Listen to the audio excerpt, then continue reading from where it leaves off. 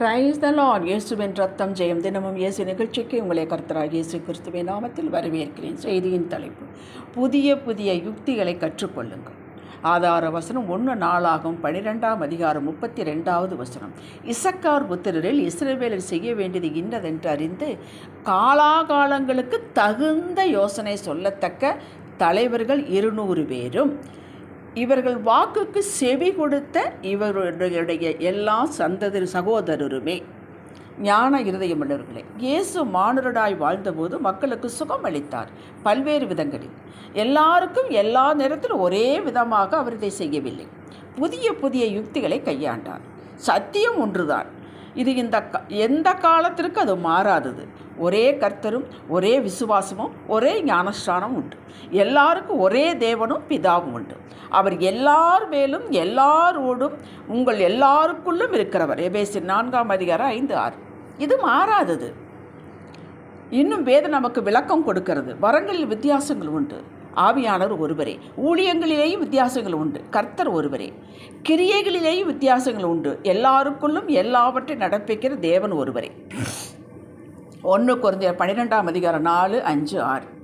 வித்தியாசங்கள், புதிய புதிய வெவ்வேறு யுக்திகள் நடைமுறைப்படுத்துதல் வரங்களில், ஊழியங்களில், கிரியைகளில் உண்டு. காலங்கள் மாறுகிறது.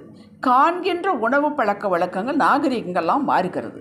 YouTube, Instagram, online tremendous growth. இதை நான் நம்முடைய வாழ்விற்கும், பிஸ்னஸிற்கும், படிப்பிற்கும், சுவிசேஷத்திற்கும், நடைமுறை வாழ்விற்கும் எப்படி பயன்படுத்த வேண்டுமோ அப்படி பயன்படுத்தி கொள்ள வேண்டும். கர்த்தர் ஒரு ஃபீல்டில் குரோத்து கொடுக்கிறார் என்றால் அதன் மூலமாக தேவ ராஜ்யம் ஸ்தாபிக்கப்பட வேண்டும். அது வளர வேண்டும், வேரூன்ற வேண்டும். பயன்படுத்தி கொள்ளத்தான் முதன்மையாக வைக்கிறார், எதிர்பார்க்கிறார். எத்தனை பக்தி விருத்தி உண்டாக்கும் பாடல்கள், சாட்சிகள், செய்திகள் இதன் மூலம் வருகின்றன. நாம் பெறுகிறோம் அல்லமா? எளிதாக பெறுகிறோம். கெடுதல்கள் ஏராளம் இருந்தாலும் அதை நாம் ஒதுக்கிவிட்டு நமக்கு பயன்படும் வகையில் அதை உபயோகித்து கொள்ள வேண்டும். கத்தியினால் ஒரு கெட்ட காரியம் நடந்துவிட்டது என்பதற்காக நாம் வீட்டில் சமையலறையில் கத்தியை பயன்படுத்தாமலா இருக்கிறோம்? பயன்பாடு முடித்ததும் அதன் முறையில் போட்டு விடுகிறோம். அப்படித்தான் காலத்திற்கு காலம் வரும் நவீன முறைகளை நம்முடைய உபயோகத்திற்கு பயன்படுத்துவதுதான் விவேகம், அறிவு. நான் இதெல்லாம் பயன்படுத்த மாட்டேன், நான் ஆதியில் எங்கள் தாத்தா அப்படி, எங்கள் பாட்டன் எப்படி, இதை சொல்லிக்கொண்டு இருந்தால் முன்னேற முடியாது. இதுதான் காலத்திற்கு தக்க யோசனை.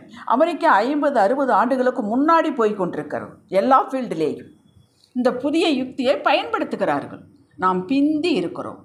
ஒரே மாதிரி உடுப்பு போட்டுக்கொண்டு 4000 பேர் ஒன்றாக இணைந்து கும்மி அடித்து கொண்டிருக்கிறோம். கும்மி அடித்து அதை போஸ்ட் பண்ணி கொண்டிருக்கிறோம். யோசித்து பாருங்கள். வேதத்தை வாசிக்கும்போது புரியாத சொல், வாக்கியம் இருந்தால் உடனே ஆன்லைனில் போய் எத்தனையோ டிக்ஷனரிகள் இருக்கின்றன, விளக்கம் பெற்றுக்கொள்ளலாம். நம்முடைய வாழ்வை அப்டேட் பண்ணி கொள்ள வேண்டும். டீச்சர்ஸுக்கு சப்ஜெக்டில் அப்டேட் பண்ணி ட்ரைனிங் கொடுக்கிறார்கள். மாணவர்களின் மனநிலை காலத்திற்காலம் மாறுகிறது. இவர்களை எப்படி ஹேண்டில் பண்ணுவது, இவர்களை பற்றி நிலைமையை அப்டேட் பண்ணி அதற்கும் ட்ரைனிங் கொடுக்கிறார்கள். இவைகளெல்லாம் நல்லது. கிறிஸ்துவ உலகம் என்ன செய்கிறது? மற்றவர்களின் குறைகளை அப்டேட் பண்ணி போஸ்ட் பண்ணி கொண்டிருக்கிறார்கள். இது உண்மையாக இருக்கட்டும், அது நம்முடைய வேலை அல்ல. அது கர்த்தருக்கும் அவர்களுக்குள்ள கணக்கு. இப்படிப்பட்ட அப்டேட்டுக்கு போடவும் கூடாது, போகவும் கூடாது, பார்க்கவும் கூடாது. நமது சிந்தனையை கரப்ட் பண்ணிவிடும். நல்ல செய்திகள் வீடு தேடி வருகிறது, விளக்கங்கள் வீடு தேடி வருகிறது. இதை கேட்டு பக்தி விருத்தியடைய பிரயாசம் எடுக்க வேண்டும். எப்படி விசுவாசத்தில் உறுதியாயிருப்பது, எப்படி காத்திருக்கும் போது நம்முடைய மனநிலை எப்படி இருக்க வேண்டும், பெற்ற நீதியை எப்படி காத்து கொள்வது, சகலத்தை எப்படி பெற்று தேவனுக்கு மகிமையாக வாழ்வது, இப்படிப்பட்ட செய்திகளை பகுத்தறிந்து கேட்க வேண்டும்.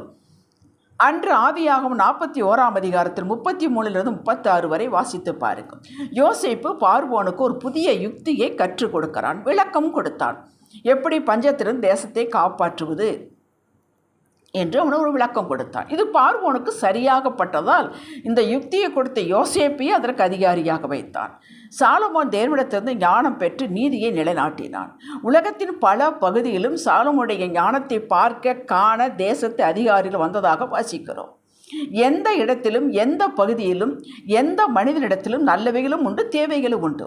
நல்லவைகளை எடுத்துக்கொண்டு நமது ஆவிக்குரிய வாழ்விற்கும் உலக பிரகாரமான வாழ்விற்கும் எடுத்துக்கொண்டு அதை வாழ்வில் அப்பியாசப்படுத்தி பயன்படுத்த வேண்டும், வாழ வேண்டும். இதற்கு பெயர்தான் விவேகம், அறிவு. முறையாக வேதம் வாசித்தல், ஆண்டவரை தேடுதல் ஒரு ஒழுங்கு இருக்கும் பட்சத்தில் ஆவியானவர் எதை எப்படி பயன்படுத்த வேண்டும் என்பதை கற்றுத்தருவார். சின்ன காரியத்துக்கும் கற்றுத்தருவார், பெரிய காரியத்துக்கும் கற்றுத்தருவார், கிருபையும் தருவார். எல்லா யுக்திகளை கொண்டு சுவிசேஷம் உலகத்தில் பரவ வேண்டும். அதற்காகத்தான் இவ்வளவு கம்யூனிகேஷன், இவ்வளவு ட்ரெமெண்டஸ் growth இருக்கிறது. எல்லாரும் ரட்சிக்கப்பட வேண்டும் என்ற தேவ சித்தம் நிறைவேற நாம் வாய்க்காலாக இருக்க அர்ப்பணித்தவர்களாக இருக்க வேண்டும் என்பதே கர்த்தருடைய எதிர்பார்ப்பு. இதற்கு அவர் கூலி கொடுக்காமல் இருப்பாளா? நிச்சயம் கொடுப்பார். ஜெபிக்கலாம். காலத்திற்கு காலம் மாறுபடுகிற இந்த உலகத்தின் போக்கில் நாங்கள் அடித்து செல்லாதபடி புதிய யுக்திகளை கற்றுக்கொண்டு இம்மைக்கும் மறுமைக்கும் வேண்டியதை எடுத்துக்கொண்டு சாட்சியாய் வாழுவது கிருபை வேண்டும் அப்பா.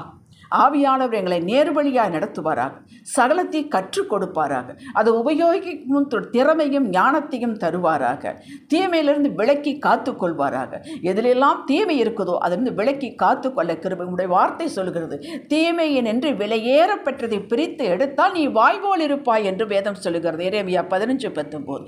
அதுபோல தீமையிலிருந்து விலையேறப்பெற்றதை பிரித்தெடுக்க எங்களுக்கு ஞானம் தருவீராக, எங்களுக்கு புத்தி தருவீராக, கிருபை தருவீராக. இயேசுவின் நாமத்தில் பிதாவே, ஆமேன். அல்லேலூயா.